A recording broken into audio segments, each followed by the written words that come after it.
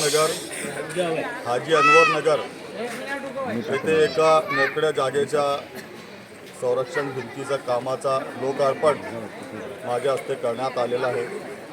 या कामासाठी या परिसरातील नागरिक आमचे बंधू हाजी भिकन, हाजी सलीम शेख, मुन्नाभाई काजी, सुभानभाई आणि अनेक लोकांनी माझ्याकडे मागणी केलेली होती आणि त्यासाठी मी माझ्या स्थानिक विकास निधीतून 30 लाख रुपये मंजूर करून दिलेले होते आणि आज त्याच कामाचा लोकार्पण माझ्या हस्ते करण्यात आलेला आहे।